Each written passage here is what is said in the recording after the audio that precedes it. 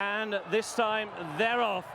And Battle Group has not gone with them. He has refused to start. Battle Group is already out of the race. He's planted himself at the start, and Golan Way is already a long way behind the others. Huntball is also right out the back, and so too is Monbeg Dude, as T for 3 is right up there in the firing line, and so too is Across the Bay as they prepare to rise at the first.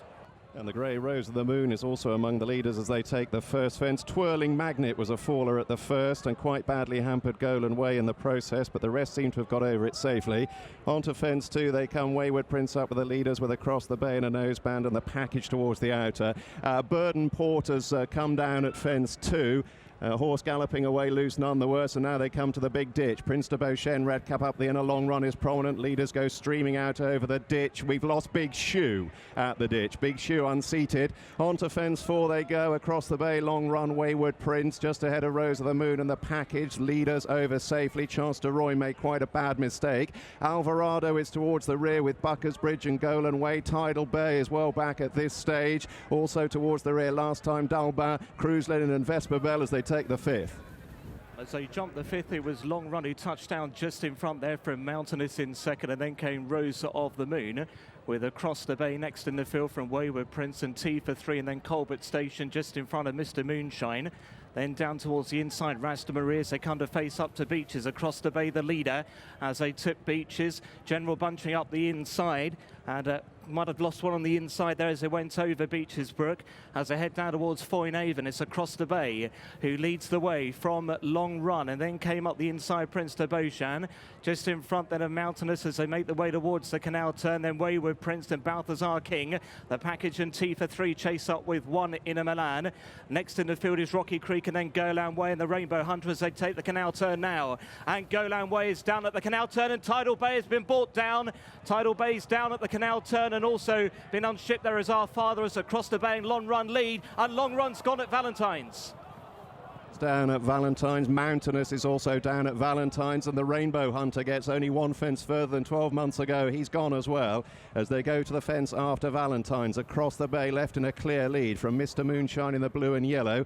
Colbert Station is tracking them with Rocky Creek in the red, white and blue. Prince de Beauchesne still prominent towards the inside. Then Rose of the Moon, who's leading a cluster of greys as Across the Bay safely takes the ditch. T for 3 back in midfield with Double 7, who made a mistake on the run down towards Beaches first time. Cruise Linen and Vesper Bell still towards the rear with Shaka Laka Boom Boom and Leon Abane and Chance de Roy and Bucker's Bridge as they step out over the next. Swing Bill meanwhile is in mid-division. Walk On is another one who's towards mid-division as they go over the Anchor Bridge crossing and heading back towards the grandstands, with Across the Bay leading the field from Colbert Station, and then Rose of the Moon and Rocky Creek and Mr. Moonshine and Prince de Beauchesne. PINEAU de Re is tracking the package. Balthazar King in a red jacket is out wide from Wayward Prince. Monbeg Dude is towards midfield, tracked there by Hawks Point. Swing Bill, Walk On as they swing on in to face the next. So it is Across the Bay who has got the lead now by around about a length and a half or so as he faces up on towards the next fence in the home straight.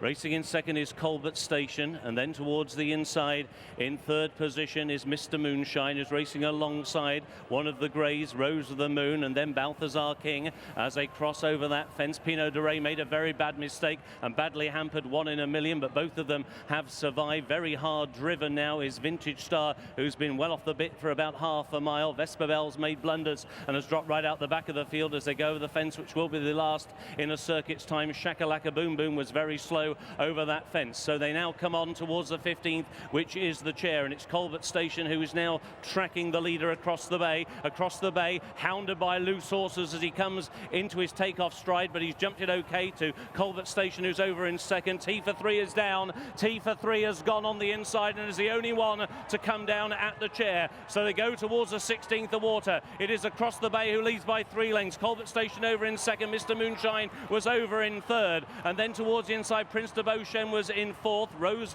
of the Moon is in fifth as they go into the turn. Double 7 and Wayward Prince, and carried out is Across the Bay. Across the Bay, the leader, was carried out by Loose Horses. He has now rejoined, but he's now lost a great deal of ground, about 40 lengths one would imagine, as they make the run on towards the Melling Road, and a new leader sweeping around the outside. It is Rocky Creek and Noel Feely who have now come through to head the field to Mr. Moonshine, Prince de Beauchesne and Colbert Station, the firing line with name on the outside, Name of the Moon and Rose of the Moon, I should say. And then after these, the white cap of AP McCoy on double 7. Wayward Prince is being driven, and then PINEAU DE RE making ground. So to his Hunt Ball.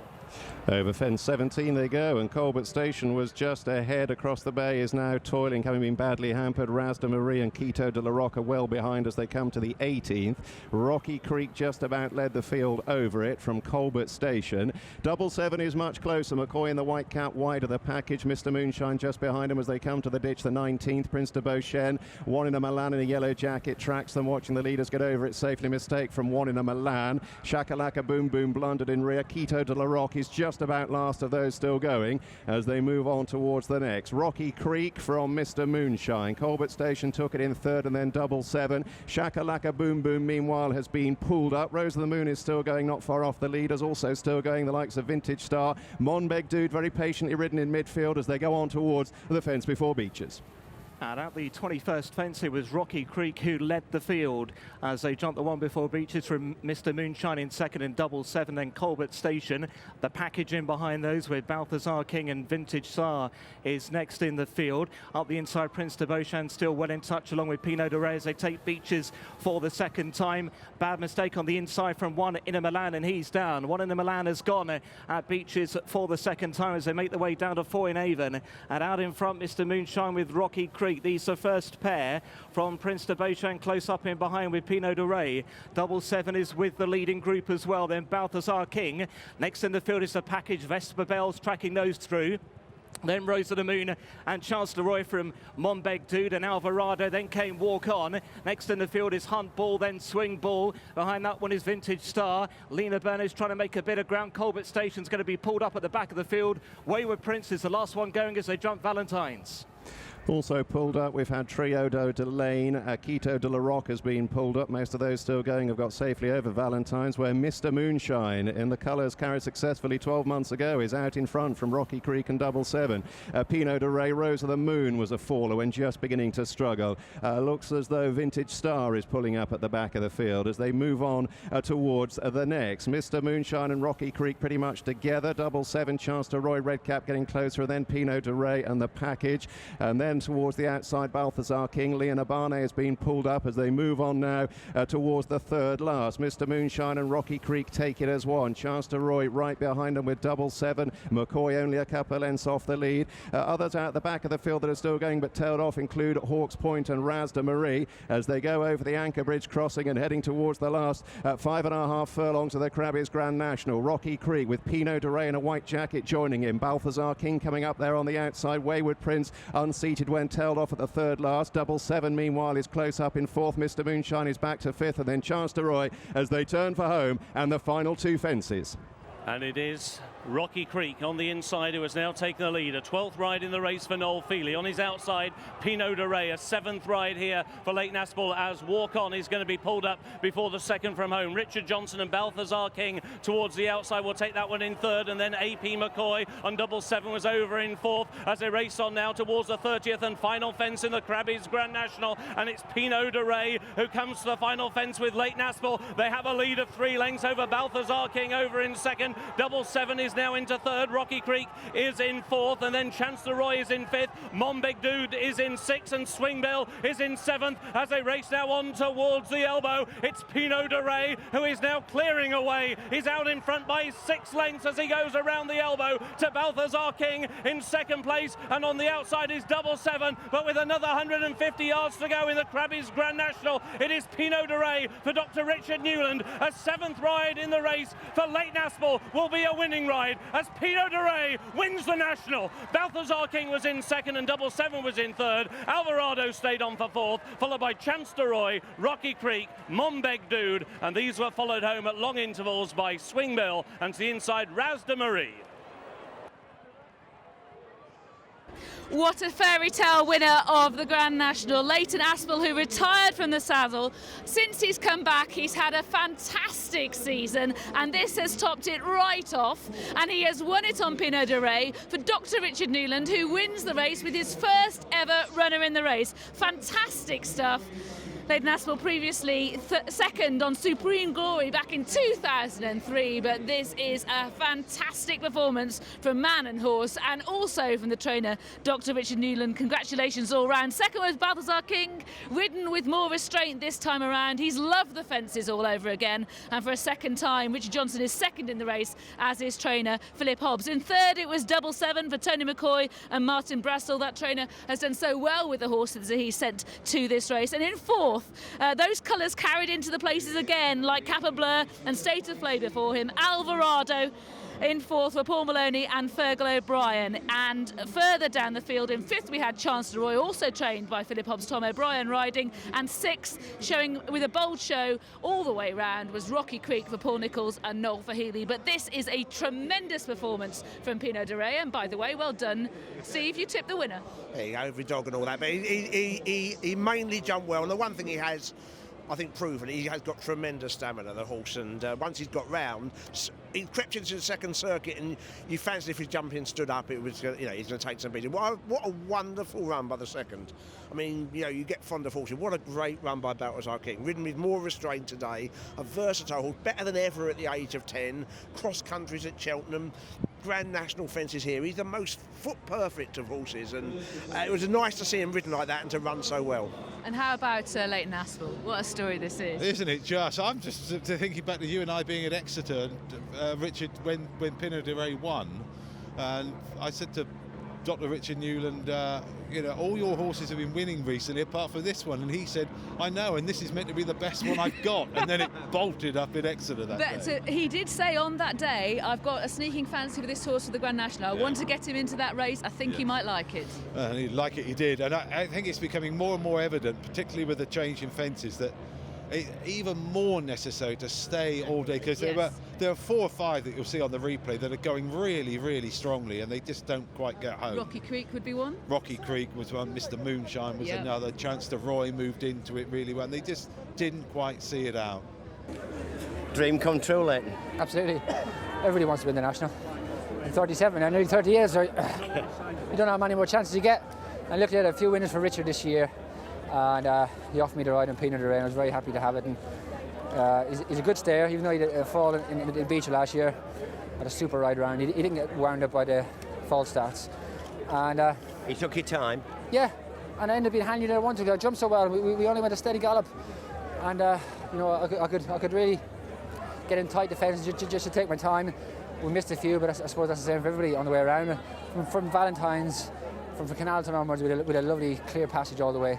And I sat with Noel across the Melling Road, and I could sit with him for 200 yards. And luckily nobody came on my guard to push me on, so I could fill him up once and then let him roll on from 2 out. And did you always feel you had plenty horse under you? Well, enough. After 4.5 miles, you haven't got a lot, but he's a very game horse and a very fit one.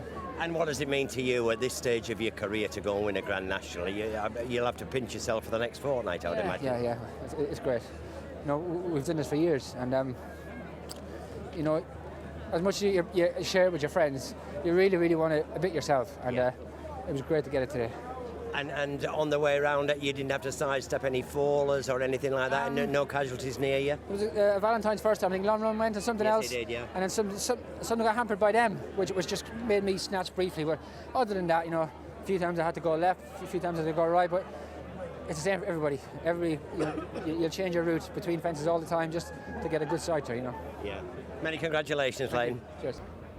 Yeah, Dr. Richard Newland, who has done about 62 interviews already, and this will be 63, but this must be like a fairy tale, isn't it? Yeah, it's easier to give 63 interviews when you've won the National, I think. I mean, I'm not bored of talking about it yet. It's an absolute fairy tale, a complete sort of dream. I was very, very pleased with the horse coming out of Cheltenham, and I started thinking he could win it, and but then started trying to hold my own emotions in check, not to get too carried away. To see it pan out the way you kind of dream it might, it's fantastic. I bet you couldn't have written that script better. No, I know. It seemed to work well. I mean, obviously, you just need in this race, we know, you need no hard luck stories. There are people with hard luck stories. Yes. And but Leighton gave him an absolute peach, didn't he? Had him a bit handier than I thought he would, but I think he got it right, didn't he? I mean, the horse was in a great rhythm, but to do it as well for John Provan, who's a great pal of yours as well, and has been a big influence by the sound of things. He's a big influence. He's one of my greatest friends, my greatest oldest racing friend. We've had horses together of very varying abilities over the years, and but I knew for him as well, his dream was a national runner. and really was mine too. So to do it together, have a horse together, do it, and then win is it's incredible. We'll wake up in a minute. And a huge group of your friends and family here, and his friends and family, and tremendous scenes afterwards. Absolutely. Well, that's lovely. That's lovely. I'm glad people appreciate that way. Yeah, to have all my 3 daughters are here, coming up at university with friends, and my wife, and you say John and all his family and so on. Absolutely fantastic. Right. There'll be a great celebration when you get home, Richard. I think there will. Yeah, I've got to start planning it. Yeah. Thanks a lot. Very well done. Cheers. Thank you, Tom. Thank you.